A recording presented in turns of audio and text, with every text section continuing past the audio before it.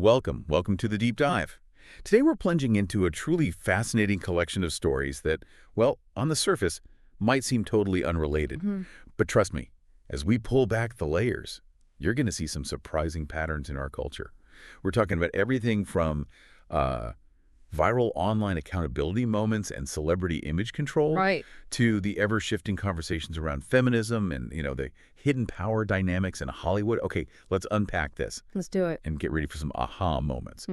Our mission today is really to untangle these complex social dynamics and media narratives from the stack of, well, information we've curated for you, shedding light on why certain public reactions unfold the way they do, Yeah. and what it truly means to be, well-informed in a world of constant, often overwhelming information.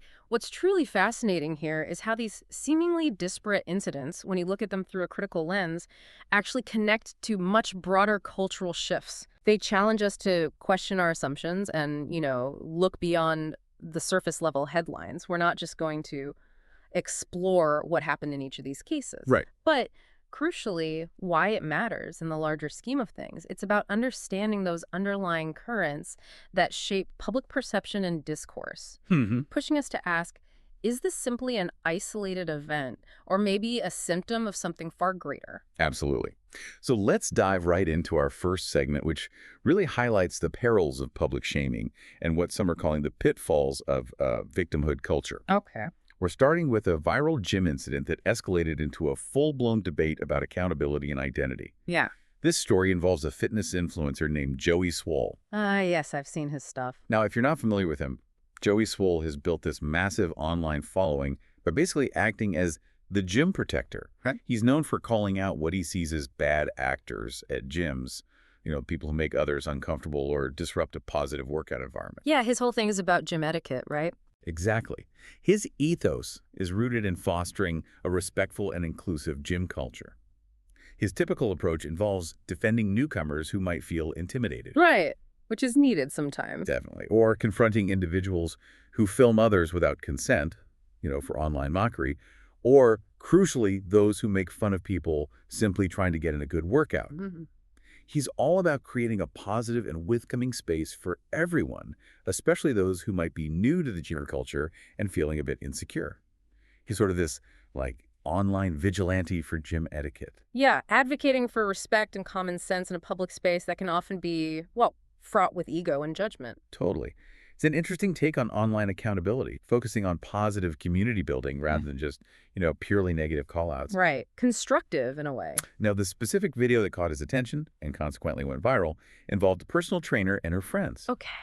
They were openly laughing and filming a man who was doing an exercise called a chest-supported seal row. Oh, the seal row. Yeah. Yes. Okay, so for listeners, and maybe me too, who aren't gym regulars, why is this a legitimate, even effective exercise, even if it looks a bit unusual? That's a great question because it gets right to the heart of the incident. A chest-supported seal row is actually a fantastic exercise. Oh, really? Yeah. Imagine someone lying flat on a bench, usually elevated off the ground, their chest fully supported, and they're rowing weights from beneath them. Okay, I can picture that. It might look a little awkward to the casual observer, sure, but its effectiveness comes from isolating the muscles. By lying flat with your feet off the ground, you basically remove any cheating or momentum you might get from your legs or hips. Ah, okay. So it forces the right muscles to work. Exactly. It forces your upper back muscles, specifically the lats, to do all the work. This leads to better muscle activation and growth. And it's also particularly beneficial for people who have lower back problems. Oh, interesting. Yeah, people who maybe can't perform more conventional bent-over rows without discomfort or risk of injury. So from a, physiological and biomechanical standpoint, it's a perfectly valid, smart, and often superior exercise for certain training goals. So a personal trainer should definitely know this. Absolutely. Someone professionally educated in fitness should absolutely recognize this as a legitimate movement. No question. And that's precisely where Joey Swoll's critique began. He pointed out her apparent lack of professional knowledge about a perfectly valid exercise, which, for a certified personal trainer, that's a pretty significant professional oversight. Huge, yeah. But more than that, he criticized her unprofessional conduct. Filming someone without their consent openly mocking them and then, like, recruiting her friends to join in and laugh at this man who was just trying to work out with his headphones on. Right, just minding his own business. Exactly. Yeah. His signature closing line, which has become a kind of catchphrase in his videos, was perfect for this situation. You need to do better, mind your own business. Classic swole. The irony here, and it's a big one, is that this woman was a certified personal trainer, someone who, by definition, should be knowledgeable about different exercises and, more importantly, should be welcoming people into the gym, not creating an uncomfortable, judgmental, or even hostile space. Yeah, it completely contradicted the professional standard you'd expect. It's the opposite of what a trainer should be doing. Totally.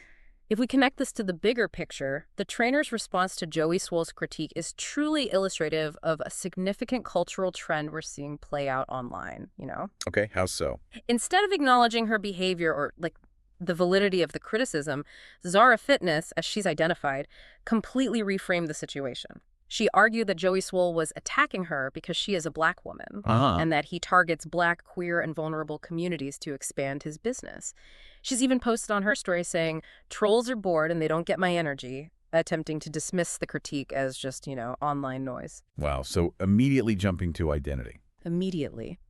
This narrative shifted instantly from a discussion of accountability for a specific, observable action mocking someone in a gym to one of identity-based victimhood and alleged systemic targeting. Right, sidestepping the actual issue. Exactly. What's fascinating here is how this response exemplifies a growing cultural phenomenon where criticism, or even just accountability for objectively wrong actions, is immediately reframed as an attack based on one's identity. Yeah, we see that a lot. In this framework, the idea is basically that you can't just take criticism or accountability if you can claim a marginalized identity. It becomes about protecting a minority status at all costs, even when that person is clearly in the wrong based on, well, universal standards of conduct. Right, like don't film people and laugh at them. Pretty basic. Pretty basic, yeah.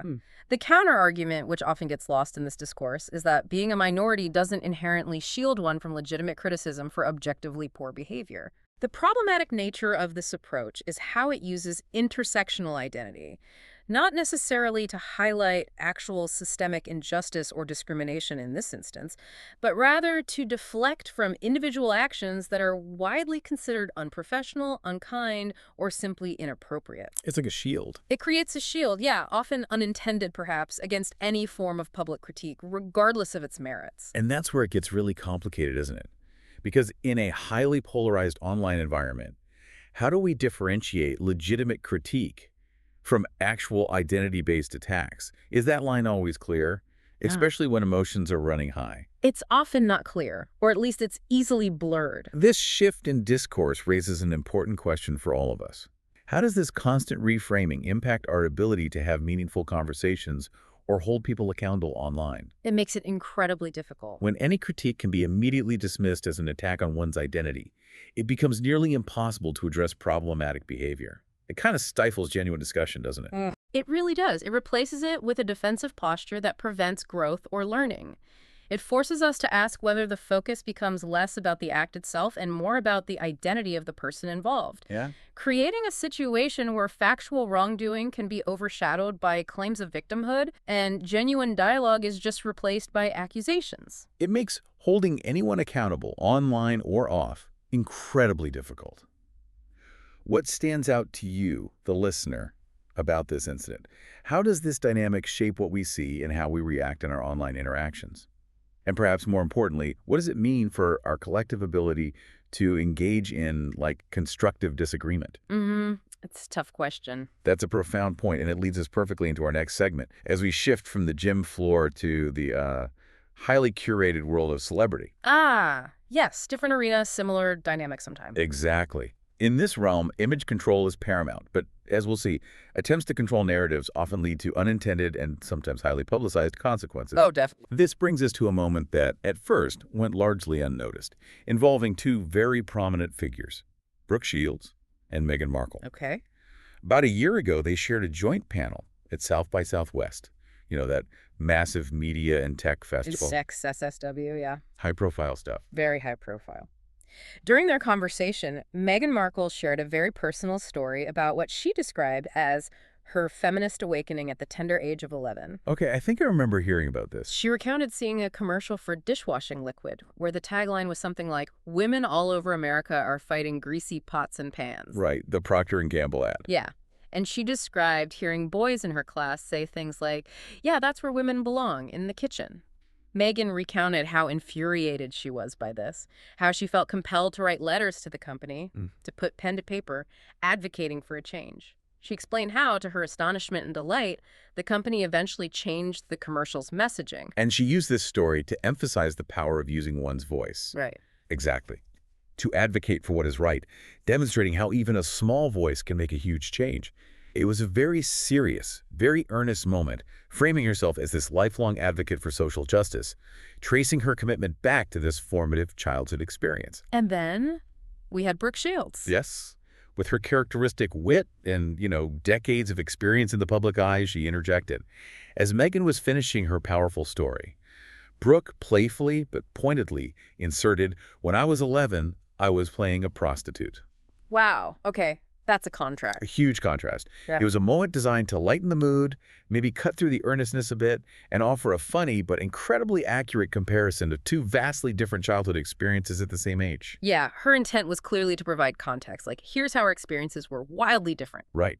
Highlighting the inherent humor in that stark contrast between, a sheltered childhood encountering a seemingly innocuous commercial and a child actress navigating the complexities of a controversial role in a major film like Pretty Baby. It wasn't meant to mock Meghan's experience, it seems, but to provide a humorous, grounded counterpoint, reminding everyone that not all paths to adulthood are the same. Exactly. But here's the interesting part.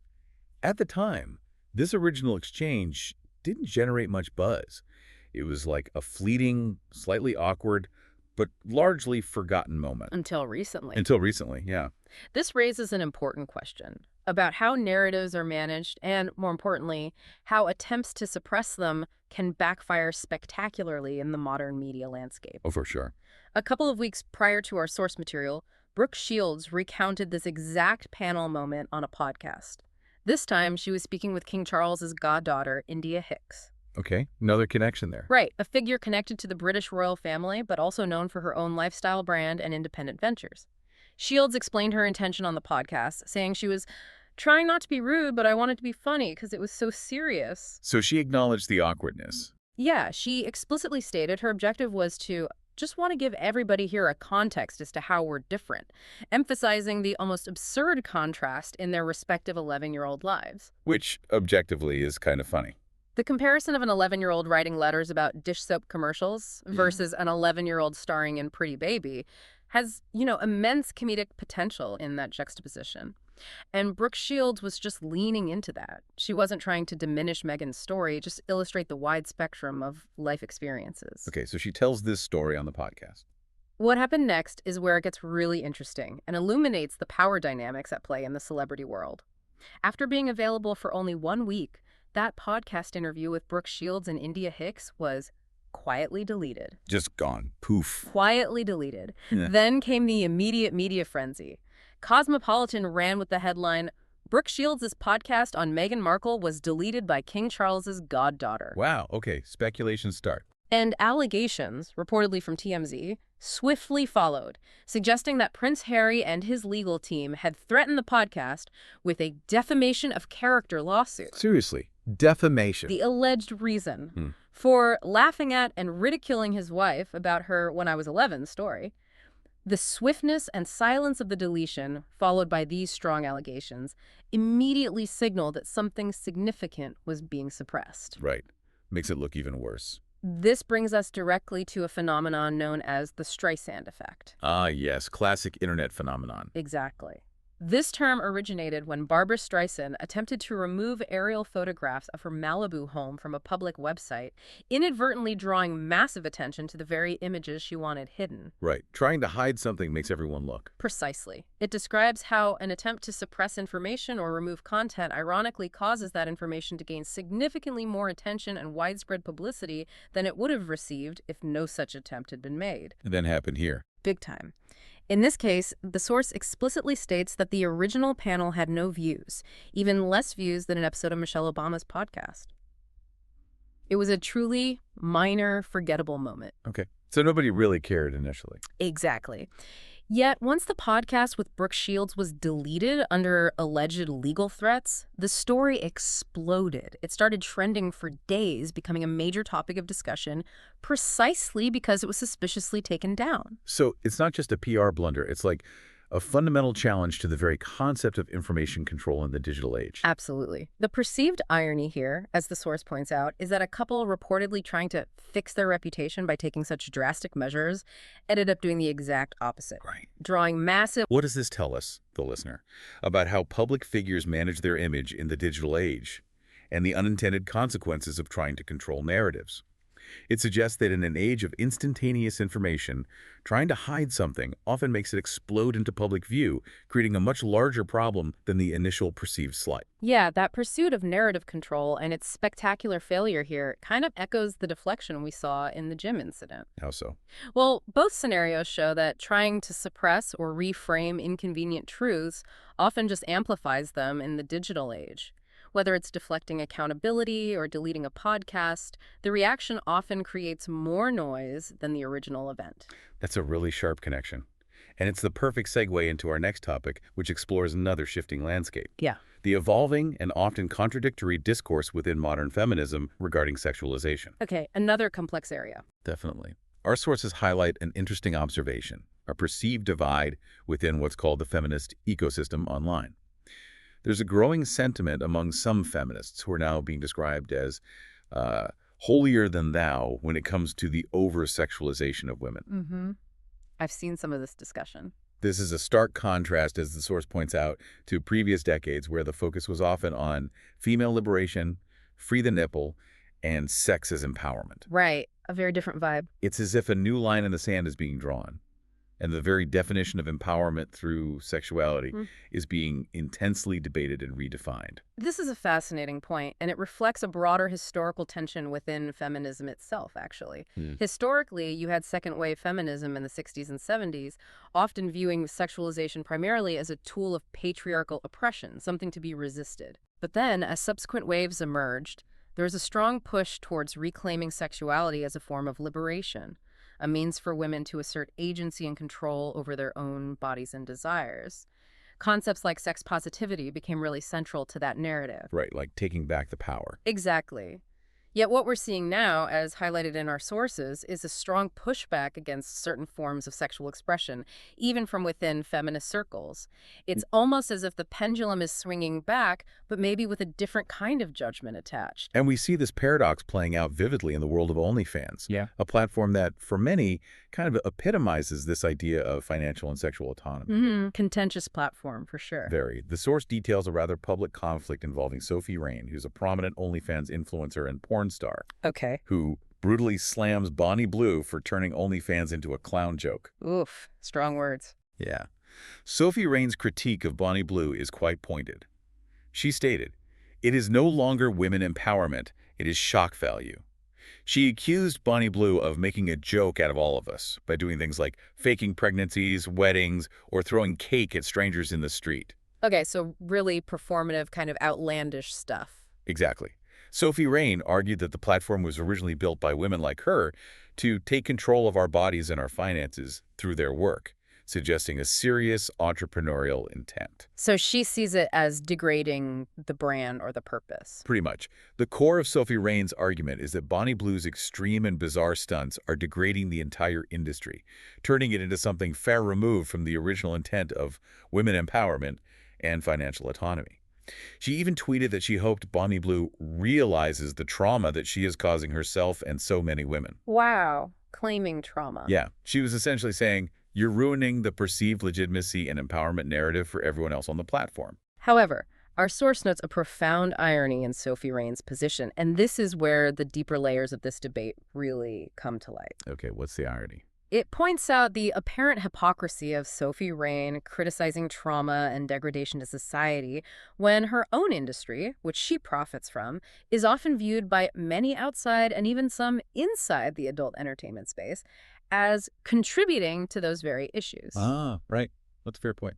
The argument posed is that Bonnie Blue merely took the exploitation further than any of you were willing to go, essentially revealing maybe an uncomfortable truth about the nature of some content within that space. So it's like, where do you draw the line? Exactly. It begs the question, where exactly is the line drawn and who gets to draw it? Especially when the very foundation of the industry is built on a certain level of sexual exhibition and, well, commodification. It forces us to ask if the critique is about the content itself or maybe about the breaking of an unwritten rule within the industry regarding what's acceptable under the empowerment umbrella. That's a really complex angle. And what's fascinating here is how this apparent hypocrisy is amplified when we look at mainstream targets who are drawing the ire of this new feminist outrage. Okay, who are we talking about? The source specifically points to two high-profile examples, Sabrina Carpenter and Sydney Sweeney. Ah, yes. Both have been in the headlines for this kind of thing. Right. Take Sabrina Carpenter's newest album art for her single man-child. She's depicted kneeling in front of a man, and while she is fully clothed, the image is certainly suggestive of a, well, submissive posture. Okay. Yet, despite being clothed, feminists online are accusing her of being too sexual and explicitly stating that she is setting women and feminists back. Comments abound claiming this is not feminism and this is not empowering, calling it derogatory AF, and even suggesting it has ruined feminism for all women. Wow, for a single image. That's intense. Really intense. The reaction is visceral, far beyond what the image itself might initially suggest. Then there's Sydney Sweeney. The actress participated in that Dr. Squatch campaign, where she was in a tub of bubbles promoting their natural soap products. Right, the soap ad. This led to online jokes about men wanting to buy her bath water, a nod to that internet phenomenon of selling gamer girl bath water. Oh yeah, I remember that whole thing. So capitalizing on this viral moment, Dr. Squatch and Sweeney collaboratively created a bathwater bar of soap, allegedly containing literal drops of bathwater from the commercial filming. Wait, really? They actually did that? Apparently so. Sweeney, actively leaning into her status as a modern sex icon, and clearly in on the joke, created a huge stir. I bet. Again, the primary outrage came from women, with similar accusations that she was doing something terrible and so appalling and that it would set women back so far. Thousands of comments criticized both Carpenter and Sweeney for these acts, claiming they were not feminism and not empowering. It seems like the outrage implies a betrayal of some kind of ideological stance rather than just like a distaste for the content. The perceived hypocrisy, as highlighted in our source, is striking. The question being asked by many commentators is, now you care about the over-sexualization of women years later, after everything you have done over the last 15 to 20 years.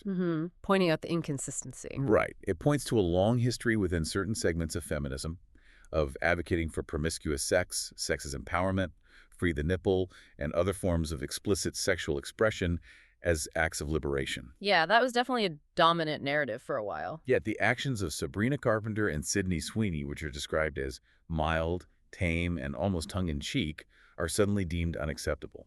So the argument is the reaction is disproportionate compared to past standards. Exactly. The source compares their actions to those of artists frequently uplifted as empowering figures. Cardi B, Lizzo twerking naked on stage, Nicki Minaj's explicit songs, JoJo Siwa humping the beach in a music video. Right, okay. More extreme example. Charlie XCX grinding mic stands, high on cocaine. Alex Cooper explicitly teaching how to please men on her widely popular podcast, and Miley Cyrus in her Bangers era, where her performances in music videos were highly sexualized. Okay.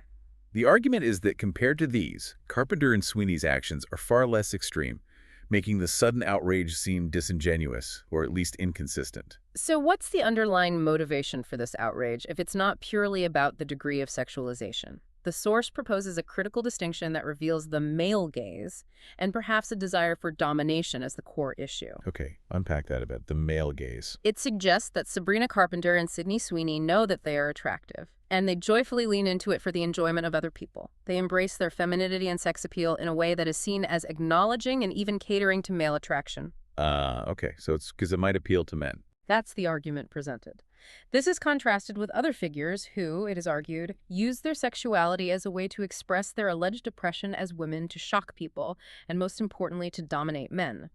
For these figures, the sexual expression is not perceived as being for men, but rather, at the expense of men, a subversive act against perceived patriarchal structures. So it's about the intent behind the sexuality. It seems so. The core outrage, then, is not truly about the degree of sexualization itself, but its direction and perceived intent.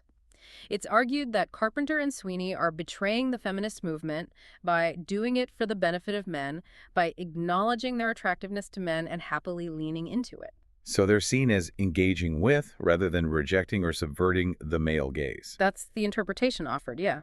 The example of Madonna is cited as the complete opposite of what Sabrina is doing because she has never portrayed herself as a submissive doll to men, but rather as a dominant, even provocative figure who used her sexuality to challenge norms without appearing to cater to male desire in a traditional sense. Interesting comparison. Therefore, the conclusion drawn is that it's not about the sex, it's about who it is for. This highlights a profound tension. Is empowerment about individual freedom, even if it re-engages with traditional power dynamics, or is it about adhering to a collective ideological stance regardless of individual expression? Yeah, that line isn't just shifting. For many, it seems like it's blurring entirely. It really does. So the source is really arguing that a paradox has emerged. It's like a damned if you do, damned if you don't situation for men, almost. How do you mean? Well, on one hand, certain expressions of feminism have championed a very overt, almost masculine form of sexuality. But simultaneously, there's been this growing sentiment that rejects and even shames men for acknowledging that sexuality. Okay. I see the conflict there. This analysis leads to a broader critique of what's described as the twisted game of modern feminism. The argument is that for the last 2 decades, elements of feminism have become grounded in becoming more sexually masculine while simultaneously hating men and trying to objectify yourself before men get the chance to, and then shaming men when they acknowledge your sex. That's a pretty strong critique. It is. It suggests this creates a profound confusion and is seen as a disgusting mind game that has led to a huge divide between men and women. Precisely. This perspective suggests that the problem isn't the expression of sexuality itself, but the mixed signals and perhaps the underlying motivations. If the message is that women are empowered by being sexually assertive, but simultaneously, men are shamed for responding to that assertiveness. It creates an impossible dynamic. Exactly. The source suggests that this approach is counterproductive and that perhaps men, surprisingly, prefer happy little teeny bopper blondes with big boobs happily playing into their attractiveness and not being grotesque on stage. Now, this isn't presented as a judgment on the type of expression, but an observation about the energy and intent behind it. So less confrontational, more playful maybe. Perhaps. The final provocative thought on this matter is that maybe the root cause of this over-sexualization as activism and empowerment is not healthy, and those pushing it should take a look in the freaking mirror. Wow. Heavy stuff. This is complex. What are your thoughts listening in on this evolving discussion around female sexualization and empowerment? How do these public reactions inform your own understanding? It forces us to consider the underlying motivations behind what is deemed empowering versus problematic in public discourse, doesn't it? And whether the movement has inadvertently created new restrictions in the name of liberation. That segment really underscores the intricate and often contradictory nature of public perception and cultural movements. And speaking of intricate and often contradictory... Oh, where are we going now? Let's transition to another entangled web of social dynamics, this time in the realm of Hollywood and its notoriously incestuous nature. Hollywood connections. Always messy. Always. We're talking about the ongoing legal battle surrounding the upcoming film, It Ends With Us, a highly anticipated adaptation of Colleen Hoover's immensely popular novel. Right. Huge book. Lots of buzz around the movie. Exactly. The film stars Blake Lively and Justin Baldoni, who also directed it. And the case has been making waves not just because of the public figures involved, but because of the bizarre connections and alleged behind-the-scenes machinations that have come to light. Okay. It really pulls back the curtain on how power and influence truly operate in Tinseltown. I'm intrigued. Here's where it gets really interesting. The Taylor Swift connection. Of course. She's everywhere. Seems like it. Blake Lively recently requested a protective order from the judge to essentially close the door on discovery related to Taylor Swift texts between them. Okay. Why? Her argument was that these communications are irrelevant to the case, and that Baldoni's team was simply using Swift's name to generate tabloid fodder without legitimate legal purpose. Sounds like a standard legal move, maybe. Protect your famous friend. It sounds like it, but there's a truly ironic twist here, according to our sources. Blake Lively herself was allegedly accused previously of blackmailing Taylor Swift into making a public statement of support about her by threatening to release texts. Wait, what? Accused of blackmailing Swift? Allegedly, yes. This was apparently in connection to a separate, ongoing public narrative or dispute involving Lively, where having Swift's public backing would have been a significant boost. Okay, that changes things. Right. And now, Blake wants those same texts covered up, especially after Taylor Swift allegedly stated that she would hand information over to Baldoni's team because she didn't want to be involved in the messy legal battle. Wow. So Swift was ready to cooperate with the other side. That's the allegation. It's quite the turn of events, isn't it? This creates the strong implication that it might be Blake Lively, who is more interested in using her friend for her case rather than the other way around. Yeah, that paints a very different picture. It paints a picture where the alleged victim of blackmail is now seeking to prevent the very information she supposedly leveraged from becoming public. It kind of highlights the complex alliances and maybe transactional nature of celebrity friendships, especially when legal battles or public perception are at stake. It's not just about friendship, it's strategy. It seems like it. It's not just about a personal relationship, but about the strategic value each person brings to the other's public narrative. Okay, so that's the Swift angle. Right. But there's more. Oh, yes. If we connect this to the bigger picture, the plot thickens considerably with the involvement of Scooter Braun. Scooter Braun. A name that comes up a lot in industry drama. Yeah. A very well-known and often controversial figure in the music and entertainment industry. His company, Hybe America, has officially been subpoenaed into this lawsuit. Subpoenaed. Okay, so they're legally involved now. Yes. And this comes at a challenging time for Scooter Braun, who has faced recent difficulties, most notably the high-profile disputes with Taylor Swift involving her master recording. Right, the Masters fight. Huge news. Huge. A move she famously framed as a reclamation of her work in spite of his alleged predatory involvement. There have also been ongoing public issues with Justin Bieber, a longtime client. Yeah, rumors about that relationship, too. Then adding to his woes, his company in Korea reportedly just got raided by the feds. While the specifics of that raid aren't directly related to this Hollywood lawsuit, it signals broader legal scrutiny and financial challenges that certainly amplify the pressure on his entertainment empire. So he's got a lot going on. A lot. So his company being pulled into this high-profile Hollywood lawsuit just adds another layer to his recent troubles, suggesting a pattern of significant business and legal entanglements. Okay, so how does Scooter Braun actually connect to this Blake Lively-Justin Baldoni lawsuit?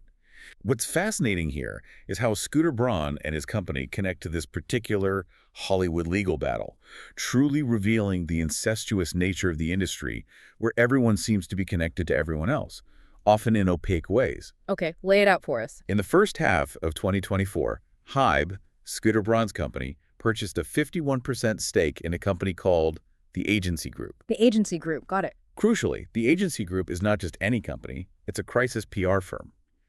These are the strategists behind the scenes who manage celebrity reputations and media narratives, especially when things go wrong. The fixers. Exactly. Yeah. And it's this very firm that Justin Baldoni hired in August 2024, right when the drama surrounding It Ends With Us began to unfold on social media, and the initial controversies around the film's casting and production started gaining traction. So Baldoni hired a PR firm that Scooter Braun controlled. Holds a majority stake in, yes. Yeah. The lines of influence and control become very blurred very quickly. Okay, that's connection number one. But the connections don't stop there, showing just how deep these roots go. Before hiring the Agency Group, Baldoni also worked with a PR firm called JonesWorks. JonesWorks, okay. This firm is run by Stephanie Jones, who has been Scooter Braun's personal publicist since 2012. Wow. Okay, so Baldoni's previous publicist works directly for Scooter Braun personally. For over a decade. Think about that. Yeah. A direct, long-standing professional relationship between Baldoni's former PR counsel and Scooter Braun. Yeah, that's tight. Here's where it gets even more convoluted and indicative of the industry's internal dynamics. After Justin Baldoni left JonesWorks, former employees from that company allegedly gave text messages involving Baldoni to the Blake Lively legal team. Wait, his old PR team leaked texts to the opposing side? Allegedly gave them to Lively's team to help with her case. These text messages, the ones handed over to Lively's team, reportedly referenced an alleged smear campaign against none other than Hailey Bieber. Hailey Bieber? What's she got to do with it? For her alleged campaign against Blake Lively, Okay, this is getting wild. So PR texts are talking about alleged smear campaigns between other celebrities. That's what's reported. So we have alleged internal communications from a PR firm discussing a smear campaign between celebrity wives, and those communications ending up as evidence in a completely separate lawsuit. It's a dizzying web of interconnections. Absolutely dizzying. Furthermore, these same text messages from JonesWorks employees also indicated that they were glad that Scooter was not named when Justin Baldoni's hiring of the agency group was first reported. Ah, so they knew about the connection and were glad it stayed quiet. That's the implication. Employees at the firm that personally would represent Scooter Braun were relieved that his name wasn't publicly linked to Baldoni's hiring of a crisis PR firm that Braun himself largely owns. Wow, that reveals a very deliberate effort to keep certain connections out of the public eye. Totally. It highlights the deeply intertwined, almost hidden relationships between talent, various PR firms, and their clients, making it incredibly difficult to discern where influence begins and ends, and who is truly orchestrating public narratives behind the perfectly polished celebrity images we see. It really is incestuous, like you said. The hope is that the subpoena of Hype America will give us and the lawyers the answer that we all desperately need regarding these opaque connections and alleged campaigns. Yeah, maybe shed some light on these hidden maneuvers. How do these behind-the-scenes machinations shape the public narratives we consume? And what does it reveal about the power dynamics in entertainment? It underscores that what we see on the surface is often just a carefully constructed facade driven by a complex web of interests, allegiances, and strategic silence. It leaves us wondering about the true puppeteers of public perception. Wow. Okay, that was a lot, but Yeah. incredibly insightful. We've seen how online interactions can quickly devolve into intense debates about identity versus accountability, where calls for self-reflection can be completely reframed into accusations of targeting. We've explored how celebrity image management can spectacularly backfire due to the Streisand effect, Definitely. turning minor incidents into major headlines and proving that in the digital age, attempts to control information can paradoxically amplify it. We've delved into the shifting and often contradictory lines of empowerment and exploitation being redrawn within feminist discourse, Yeah, really complex stuff there. exposing deeper questions about who sexual expression is truly for and the perceived hypocrisies in modern movements. And finally, we've peeled back the layers of Hollywood, revealing the intricate, often hidden connections and PR strategies that drive its public-facing dramas. Showing that the polished surface often conceals a dense web of alliances and power plays. Exactly. This deep dive, we hope, has given you, the listener, a real shortcut to being well-informed, extracting surprising facts and deeper insights that go far beyond the surface-level headlines. This raises an important question for all of us, though. In a world that is just overflowing with information, where the absurd often becomes mainstream and truth can feel increasingly elusive, what is your role in discerning what truly matters? Good question. How do you challenge the narratives presented to you, especially when they are so carefully constructed or strategically amplified? Understanding these underlying dynamics, from the complexities of victimhood culture and accountability to the Streisand effect and the unexpected consequences of control, and the complex motivations behind public displays of identity and power, truly empowers you. How so? It empowers you to be a more critical consumer of information and a more engaged, thoughtful participant in cultural conversations. It invites you to look beyond the immediate headline and ask, what's the deeper current driving this story? What's really going on here? Absolutely. The next time you see a headline, a viral clip, or a public controversy unfold, maybe just take a moment. Ask yourself, what's the deeper story here? What are the underlying dynamics at play? Dig a little deeper. Exactly. Thank you for joining us on The Deep Dive. We look forward to exploring more complex topics with you in our next Deep Dive.